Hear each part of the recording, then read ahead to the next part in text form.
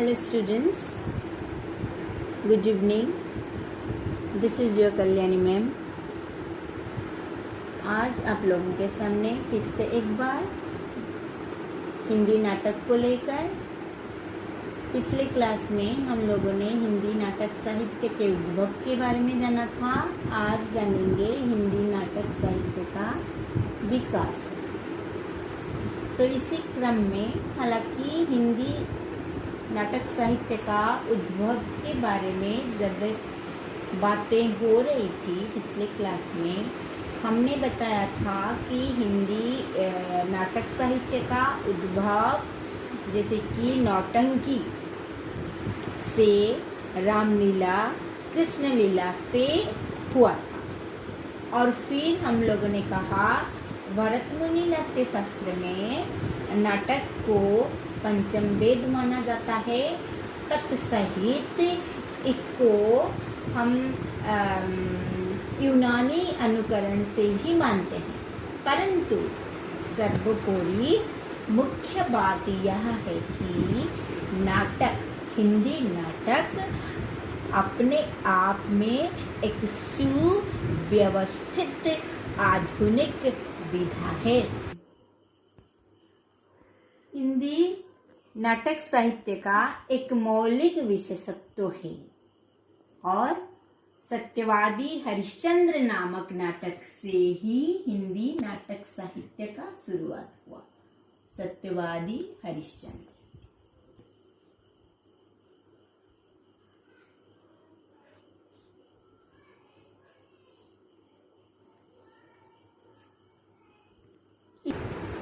तो बच्चे, सत्यवादी हरिश्चंद्र नामक नाटक से, तो यहाँ पर राजा हरिश्चंद्र के बारे में बताया गया है.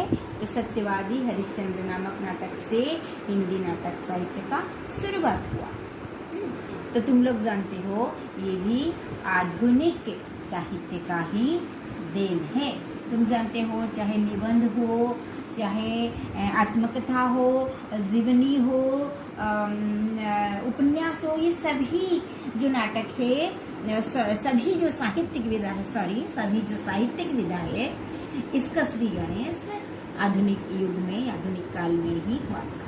तो आज तुम फटाफट से पेन और पेपर लेकर फटाफट से लिख सकते हो. ले आओ और फटाफट से लिखना शुरू कर दो. तो कुछ ट्रिक मैंने लेकर आई हूँ, तो जिसके जरिए तुम नाटक साहित्य के विकास के बारे में इजीली जान सको. कालावधि के बारे में बात करेंगे. इसका विकास क्रम कैसे कैसे हुआ.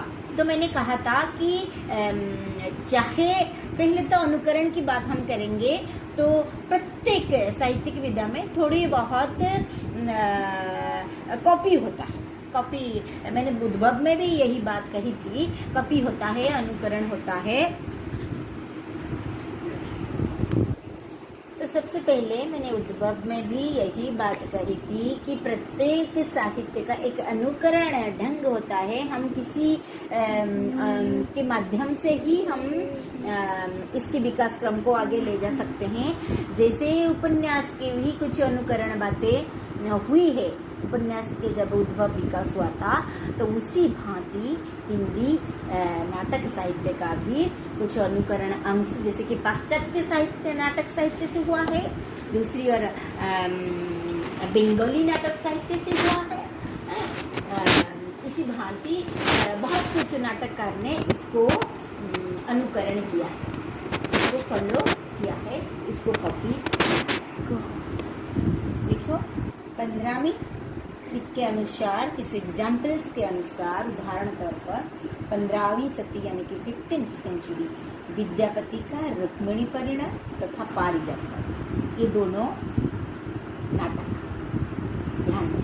17वीं यानी कि 17th सेंचुरी में हृदय राम, नाटककार का नाम हृदय राम द्वारा हनुमान नाटक महाराज यशवंत सिंह रचित प्रबोध चंद्र, ये दो नाटक लिखे गए. तो पहले जब इम्पोर्टेंट बात कहना मैं भूल गई, संस्कृत का बहुत बड़ा नाटक साहित्य में, हिंदी नाटक के उद्भव हो चाहे विकास क्रम हो, इसका बहुत बड़ा हाथ, बहुत बड़ा योगदान कहते हैं कि संस्कृत साहित्य का।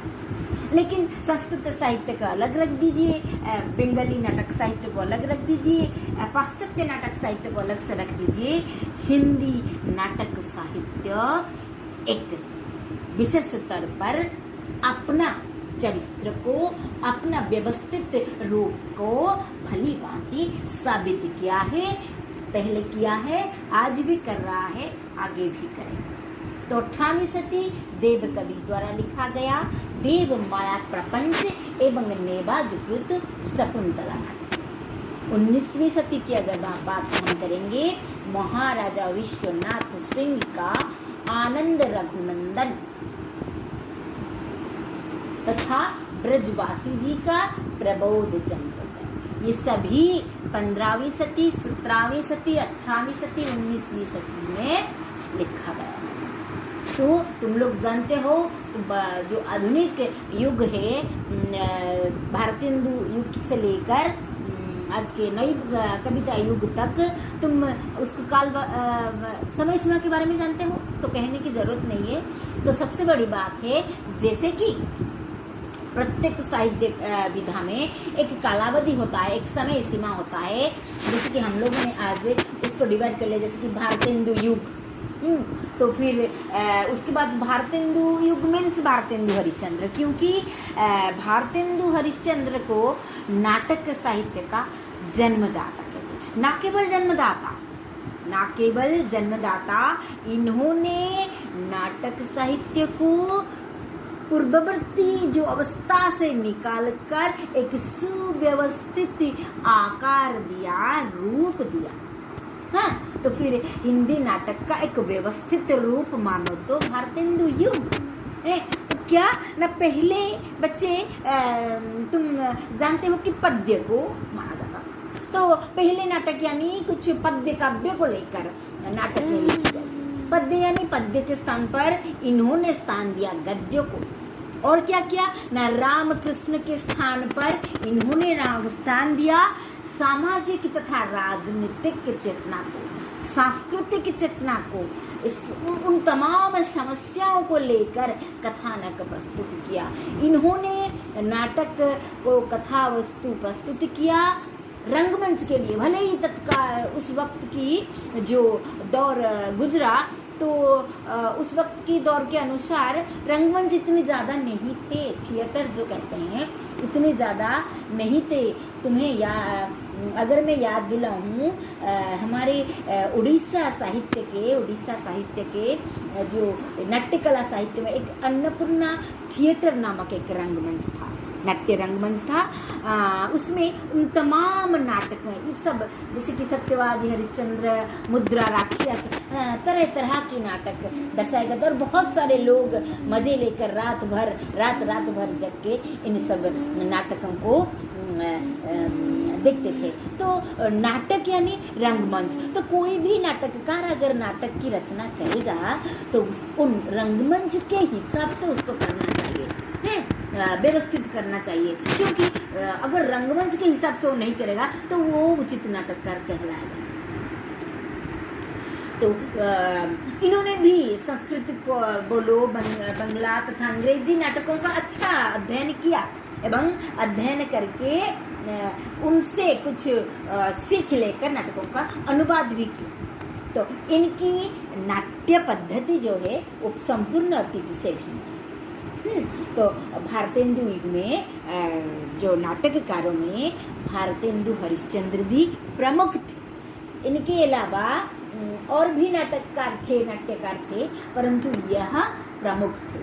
तो इनके तकरीबन कई नाटक, 13 नाटक इन्होंने लिखा। भारतीय हिंदू हरिश्चंद्र के नाटक लिख लीजिए: भारत दुर्दशा, नील देवी, अंधेर नगरी, प्रेम योगिनी, चंद्रावली, वैदिक हिंसा ना भवती, विषस्य विषमोधम आदि, ये सब मौलिक नाटक। तो मैंने कहा हिंदी नाटक साहित्य अपने आप में एक मौलिक विशेषता है।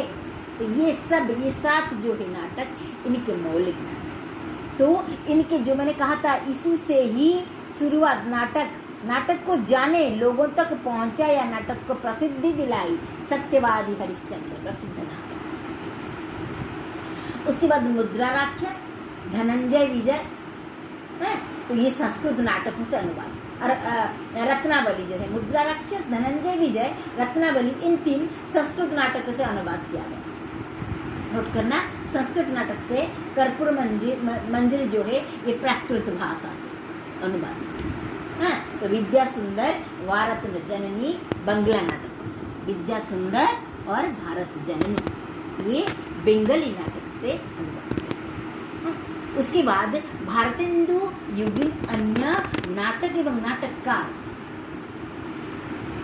श्रीनिवास दास, जानते हैं, परीक्षा गुरु नामक उपन्यास लिखे थे इन्होंने। तो श्रीनिवास दास के रणधीर, प्रेम मोहिनी, 4 नाटक, तकरीबन 4 नाटक इन्होंने लिखे। प्रहलाद चरित्र, संयोगिता स्वयंवर, संयोगिता पृथ्वीराज चौहान की, संयोगिता स्वयंवर। उनके बाद राधा कृष्ण दास, दुखिनी बाला, पद्मावती, धर्मपाल, महाराणा प्रताप। ये जो उनके बाद एक देखो बद्री नारायण चौधरी प्रेमधन, नाम सुना होगा, तुमने जानते हो भली भांति। बद्री नारायण चौधरी प्रेमधन ये भारतेंदु युग में भी है और इनको प्रेमधन का नाम द्विवेदी युग में भी लिया जाता है। प्रत्येक साहित्य विधा में इनका नाम लिया जाता है द्विवेदी युग में और लगभग भारतेंदु युग के अंतिम चरण में। और भारत सौभाग्य, वीरंगना रहस्य, वृद्ध बिला। तो ये और एक प्रमुख नाटककार हैं, मुझे याद आ रहा है, प्रताप नारायण मिश्र हैं। इन्होंने गो संकट, कली कौतुक और गो संकट नामक 2 नाटक। और किशोर लाल गोस्वामी, इन्होंने मयंक मंजरी नामक नाटक लिखे।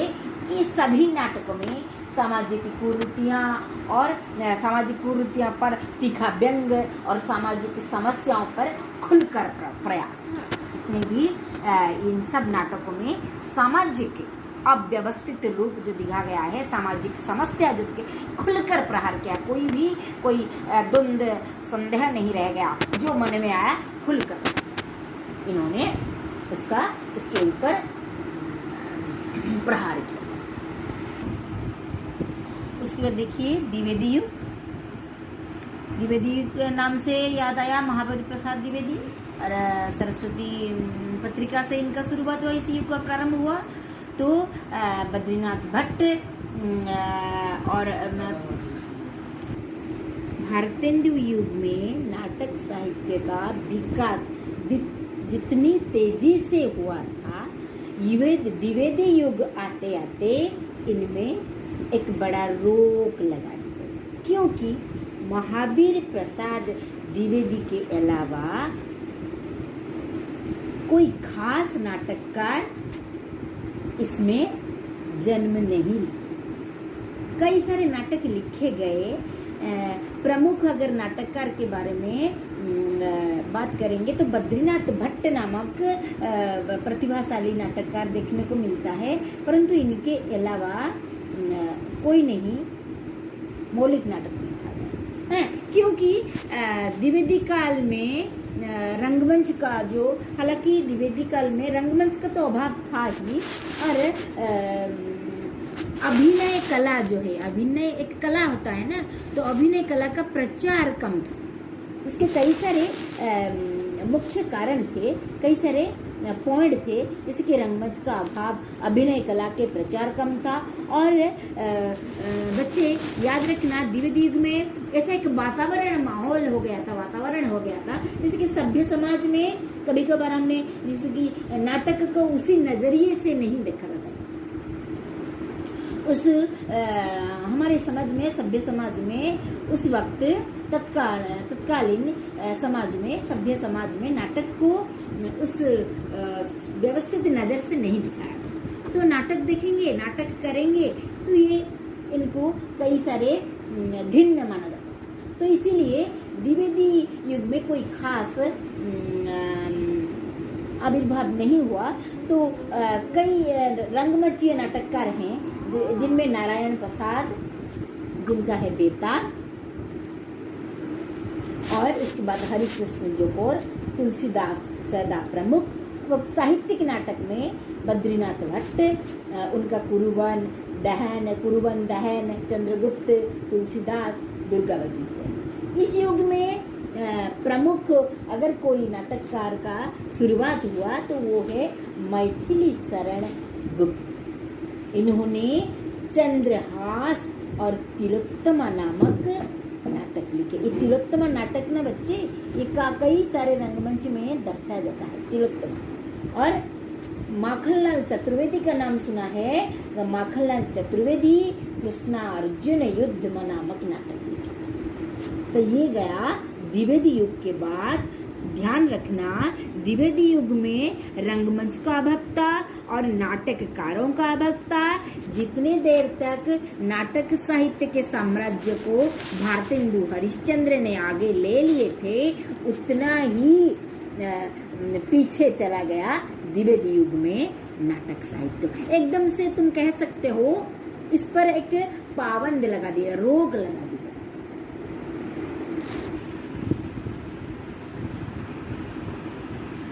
प्रसाद युगीन नाटक, उसके बाद अच्छा कई जो इस धाराएं हमने देखे तो हम कह सकते हैं भारतेंदु के पूर्व। पहले तो संस्कृत, बंगला, पाश्चात्य, प्राकृत, इन सब से अनुकरण किया गया। उसके बाद भारतेंदु से पूर्व, फिर भारतेंदु युग, फिर द्विवेदी युग, फिर प्रसाद युग है। तो फिर प्रसाद युग में क्या जानेंगे ना, प्रसाद के बारे में जानेंगे। प्रसाद नाटक, प्रसाद युगीन नाटक, प्रसाद युगीन अन्य नाटक का जानेंगे हम।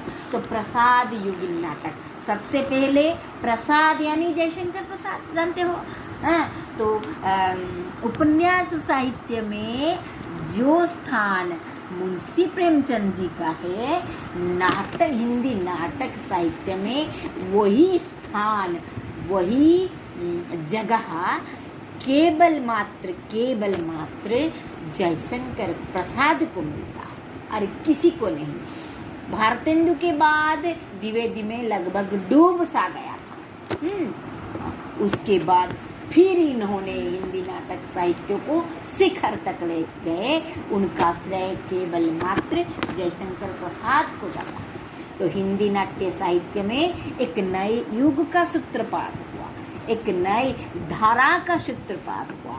जयशंकर प्रसाद जो थे वो पॉइंट वाइज लिख लो, युगांतकारी नाटककार थे, भावपूर्ण ऐतिहासिक नाटक, इनमें राष्ट्रीय जागृति था, नवीन आदर्श, भारतीय इतिहास के प्रति अगाध प्रेम, श्रद्धा, अगाध वो प्रकट की, अगाध तमाम वो भावनाओं को सब एकत्रित करके अपने नाटकों में लिखा।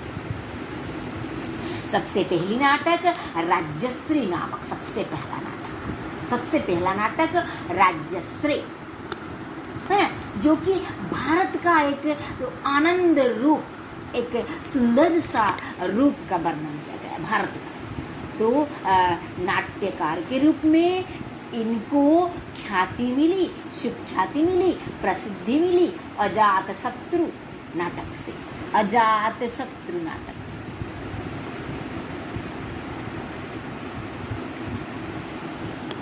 ओके बेटा, स्कंदगुप्त और चंद्रगुप्त प्रसाद जी के सर्वोत्कृष्ट नाटक है। स्कंदगुप्त, चंद्रगुप्त सर्वोत्कृष्ट नाटक है। ध्रुव स्वामी ने, तुम लोगों ने +2 में ये नाटक पढ़ा है। ये एक ऐतिहासिक, सुप्रसिद्ध ऐतिहासिक नाटक है। तो उस वक्त की जो ये नाटक प्रसाद जी ने लिखा था, ये बहुत ही प्रसिद्ध ऐतिहासिक नाटक है। इसमें तो एक पति को, जो एक पत्नी का रक्षा करता है, वो उसका रक्षा कवच होता है, लेकिन वो पत्नी को, अपने ही पत्नी को दूसरे हाथ बेच डालता है। तो एक दुष्ट चरित्र के लोगों को सौंप देता है। तो ये दोनों भाइयों का संघर्ष है जब तुम जानते हो इसमें समुद्रगुप्त है जो कि रामगुप्त और चंद्रगुप्त के पिता। समुद्रगुप्त के देहांत बाद बहुत काफ़ी दिलचस्प नाटक है ये, ऐतिहासिक नाटक, जो जब नायक को नायक बनना है तो नायक बन जाता है खलनायक। ऐसे ही कुछ इसमें जो मुख्य नारी चरित्र है वो है ध्रुव सामिनी, जो कि एक वीरांगना भी है और ये एक पति परायण नारी भी है। इसमें प्रेम भावना भी है, इसमें घृणा भी है, सब कुछ लेकर इस नाटक को प्रस्तुत किया है जयशंकर प्रसाद ने। और अच्छा, ना केवल नाटककार थे प्रसाद, तुम लोग जानते हो ये कवि भी थे, श्रेष्ठ कवि कहलाते हैं। कई सारे कविता लिखे इन्होंने और तत्सहित बहुत अच्छे दार्शनिक भी हैं इन्होंने। तो प्रसाद युगीन अन्य नाटककार में माखनलाल चतुर्वेदी, गोविंद बल्लभ पंत, ये श्रेष्ठ नाटककार। इन्होंने गोविंद बल्लभ पंत ने सामाजिक, ऐतिहासिक, पौराणिक सभी दर्जे के नाटक लिखे और इनमें से बरमाला जो है ये पौराणिक है, अंगूर की बेटी सामाजिक है, राज मुकुट ऐतिहासिक है। तो माखनलाल चतुर्वेदी का जो भाषा, नाटक का जो भाषा है ये बहुत ही सरल, सुबोध, उत्कृष्ट दर्जे की जो भाषा है। प्रसाद युग के बाद आधुनिक युग, यानी कि तुम कह सकते हो स्वतंत्रता के बाद का युग, आधुनिक युग के नाटक। इस युग के नाटककारों में हरे कृष्ण प्रेमी, तो ये हरे कृष्ण प्रेमी ऐतिहासिक नाटककारों में जाने जाते हैं और इन्होंने रक्षाबंधन, विस्पान, आहुति नामक नाटक लिखे। उनके बाद लक्ष्मी नारायण मिश्र समाज मूलक नाटक इन्होंने लिखे। लक्ष्मी नारायण मिश्र लिख लो बेटा। हरे कृष्ण प्रेमी, इन्होंने ऐतिहासिक नाटककार में अपना ख्याति अर्जन किए हैं। उनके बाद लक्ष्मी नारायण, ये केवल समाज मूलक सामाजिक नाटक लिखे। उनके बाद उदय शंकर भट्ट, जो कि ऐतिहासिक भी लिखे, पौराणिक भी लिखे। उनके बाद सेठ गोविंद दास, उपेंद्र नाथ अस्त है। तो जब हम लक्ष्मी नारायण की बातें करेंगे, उन्होंने लिखा था अशोक सन्यासी एवं सिंदूर की होली, ये 2 नाटक लिखे थे। ये दो नाटक लिखकर उन्होंने प्रसिद्धि हासिल किया था। तो इतना ही कहना चाहती हूँ। भारतीय नाट्य साहित्य अपने आप में सुदृढ़ है, सुव्यवस्थित है, प्रगतिशील है और अपने उत्तर उन्नति आगे करता ही रहेगा। जितना कि पीछे किया है आगे और भी करेगा और ये खुद म खुद प्रगतिशील है, प्रगतिशील था, प्रगतिशील रहेगा। हाँ। तो अगर हम बात करेंगे आधुनिक नाटक की, तो इन सब नाटककारों को रंगमंच का भली भांति ज्ञान था। आधुनिक हिंदी नाटक का विकास, जैसे कि तुम लोग जानते हो आषाढ़ का एक दिन, मोहन राकेश का आषाढ़ का एक दिन, एक समाज मूलिक नाटक है आषाढ़ का एक सामाजिक नाटक है। उनके बाद इसमें भावपूर्ण संवेदना तथा जीवन के अनुभव, जीवन के वैविध्य संवेदना तथा वैविध्य अनुभव को लेकर हिंदी नाटक को परंपरागत शिल्प के दृष्टि से और विकास के दृष्टि से परिचित अवगत कराया। रंगमंच की दृष्टि से मोहन राकेश का नाटक सर्वोत्तम है आधुनिक नाटककारों में। तो यही है हिंदी नाटक साहित्य का विकास क्रम, विकास धारा। ये मेरी होठों की खिलती हुई सी हंसी, मेला भी पिया तू ही, सोचो ना सोचो मुझे क्या